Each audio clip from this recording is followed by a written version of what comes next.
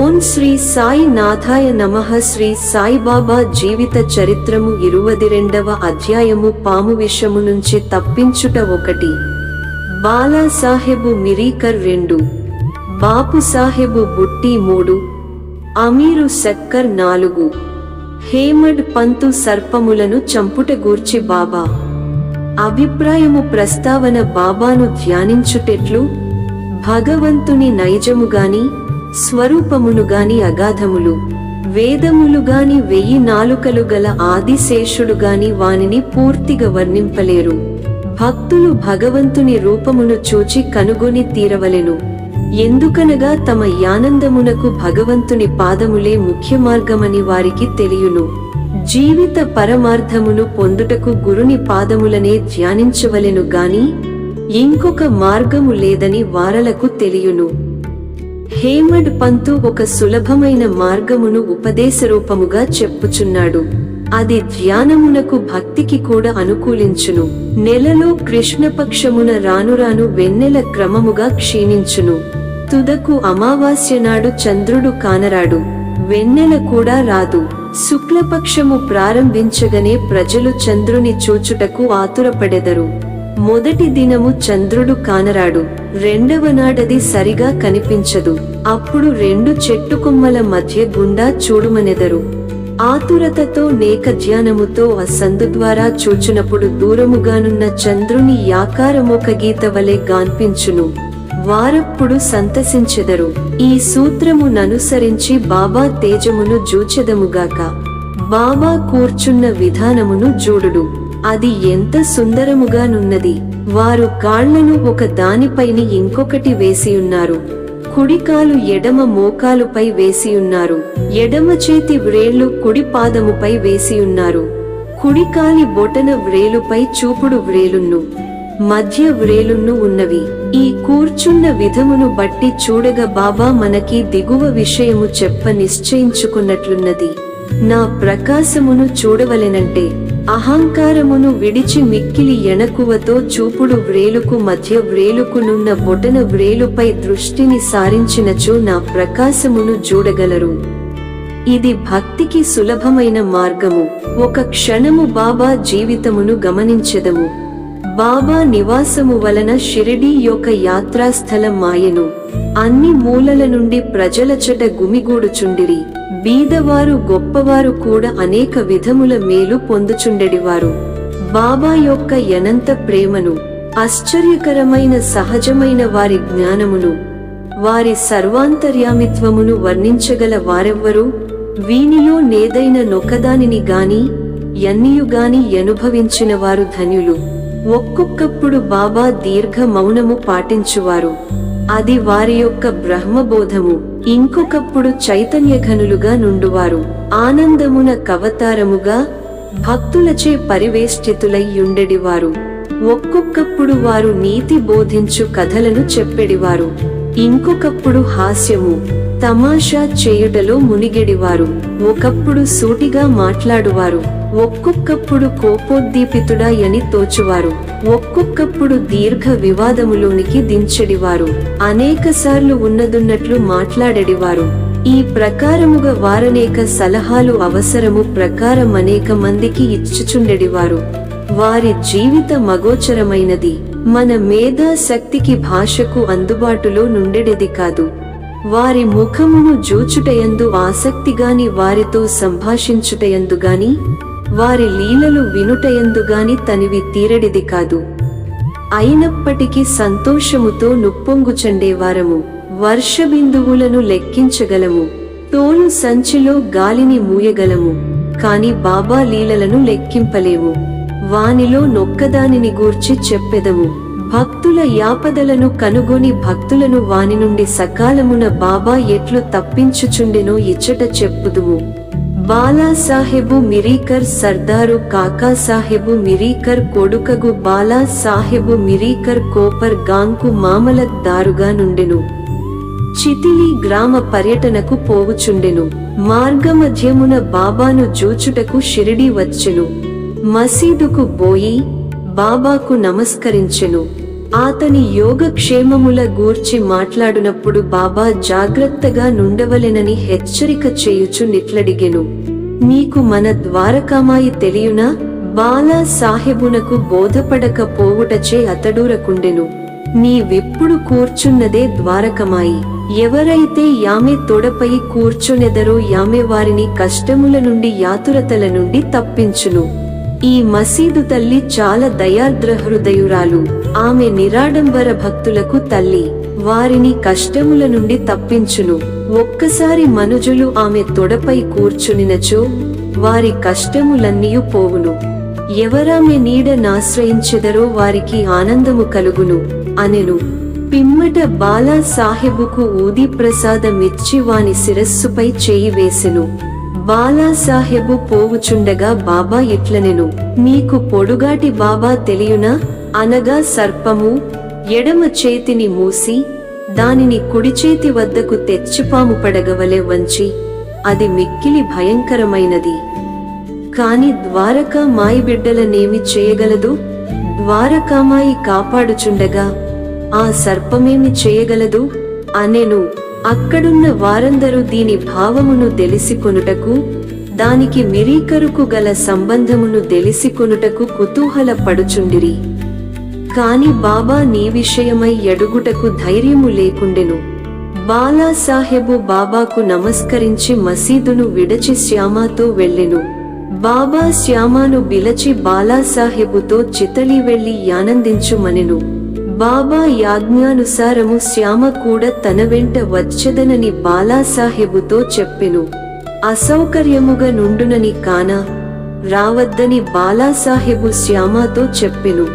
శ్యామ బాబాకి సంగతి తెలిపెను.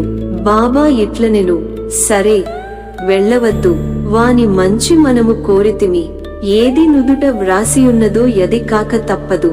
ఈ లోపల బాలాసాహెబు తిరిగి ఆలోచించి శ్యామాను వెంట రమ్మనెను. శ్యామ బాబా వద్ద కేగి సెలవు పుచ్చుకొని బాలాసాహెబుతో టాంగాలో బయలుదేరెను. వారు రాత్రి 9 గంటలకు చితళి చేరిరి. ఆంజనేయాలయములో బస చేసిరి.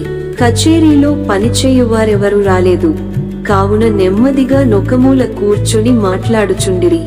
చాపపైని కూర్చొని బాలాసాహెబు వార్తాపత్రిక చదువుచుండెను. అతడు ధరించిన అంగవస్త్రముపై నొక సర్పముండెను. దానినెవ్వరును చూడలేదు. అది బుసకొట్టుచు కదలుచుండెను. ఆ ధ్వని నౌకరు వినెను. అతడొక లాంతరు తెచ్చి సర్పమును జూచి పాముపామని ఎరచెను. బాలాసాహెబు భయపడెను. వణుకుట ప్రారంభించెను. శ్యామ కూడా ఆశ్చర్యపడెను. అందరూ మెల్లగా కట్టెలను దీసిరి. బాలాసాహెబు నడుము నుండి పాము దిగుటకు ప్రారంభించెను. దానిని కొట్టి చంపివేసిరి. ఈ ప్రకారముగా బాబా ముందుగా హెచ్చరించి బాలాసాహెబును హాని నుండి తప్పించిరి. బాబాయందు బాలాసాహెబుకు గల ప్రేమ దృఢమయ్యెను. బాపు సాహెబు బుట్టి నానా సాహెబు డెంగ్లే యను గొప్ప జ్యోతిష్కుడు. బాపు సాహెబు బుట్టి షిరిడీలో నుండునప్పుడు ఒకనాడిట్లనెను, ఈ దినము అశుభము, నీ ప్రాణమునకు హాని కలదు.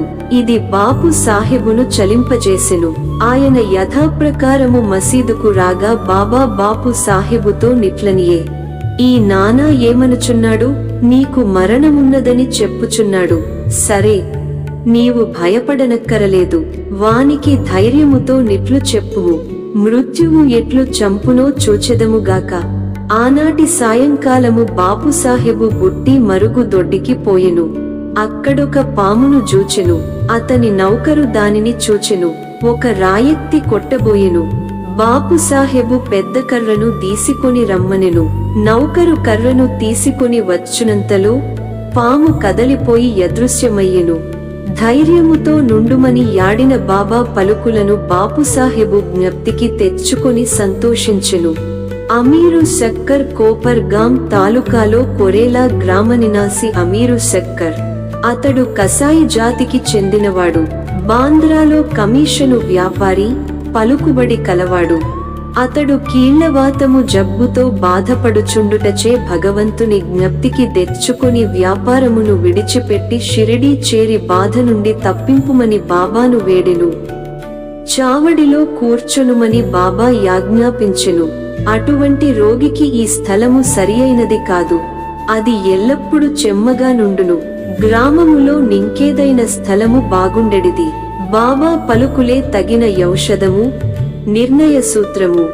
మసీదుకు వచ్చుటకు బాబా ఎనుజ్ఞ ఇవ్వలేదు.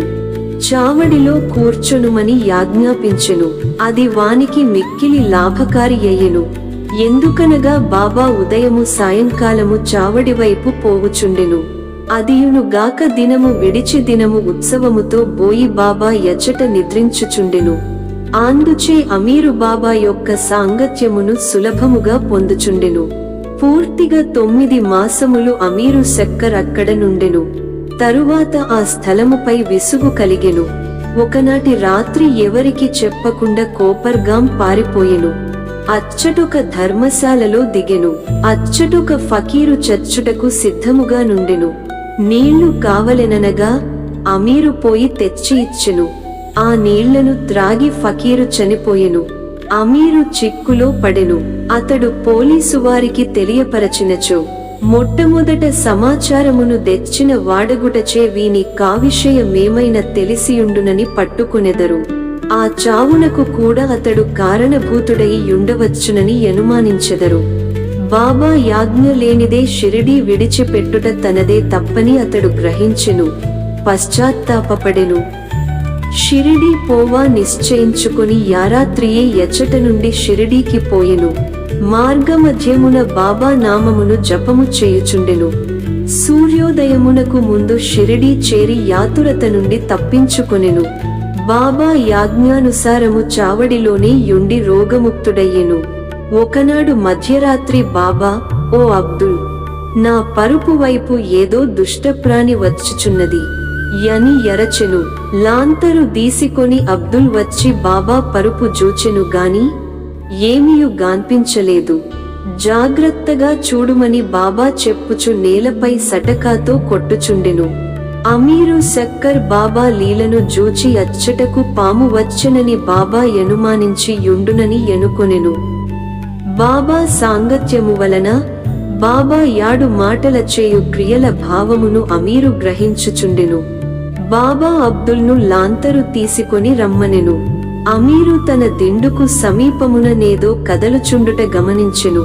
అంతలో నచ్చటొక పాము కనబడెను. అది తలను క్రిందకి మీదకి ఆడించుచుండెను.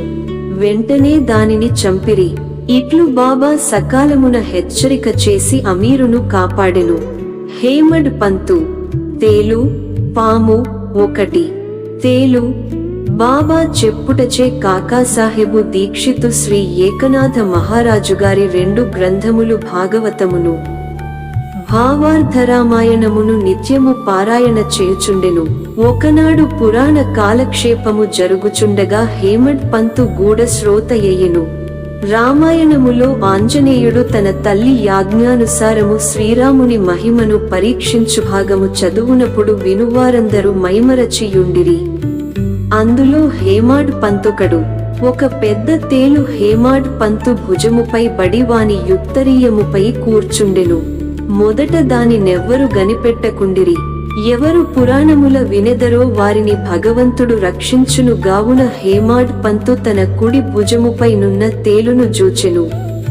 అది చచ్చిన దానివలె నిశ్శబ్దముగా కదలకుండెను. అది కూడా పురాణము వినుచున్నట్లు గనిపించెను.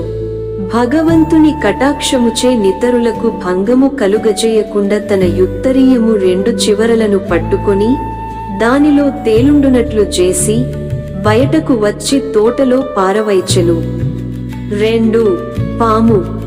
ఇంకొకప్పుడు సాయంకాలము కాకాసాహెబు మేడమీద కొందరు కూర్చొని యుండిరి. ఒక సర్పము కిటికీలోనున్న చిన్న రంధ్రము ద్వారా దూరి చుట్టుకుని కూర్చునెను. దీపమును దెచ్చిరి. మొదట యది వెలుతురుకు తడబడెను. అయినప్పటికీ అది నెమ్మదిగా కూర్చునెను. దాని తల మాత్రము క్రిందకు మీదకు నాడించుచుండెను. అనేక మంది బడితెలు కర్రను తీసుకుని వేగముగా పోయిరి. అది ఎటుకాని స్థలములో నుండుటచే దానిని చంపలేకుండిరి. మనుష్యుల శబ్దమును విని యా సర్పము వచ్చిన రంధ్రములోనికి గబగబ దూరెను. అందరూ ఆపద నుండి తప్పించుకొనిరి. బాబా అభిప్రాయము ముక్తారాం ఎనునొక భక్తుడు పాము తప్పించుకుని పోవుటచే మంచియే జరిగినదనెను. హేమాడ్ పంతు అందుల కొప్పుకొనలేదు. అది సరియైన యాలోచన కాదనెను. పాములను చంపుటయే మంచిదనెను. ఇద్దరికి గొప్ప వాక్కలహము జరిగెను.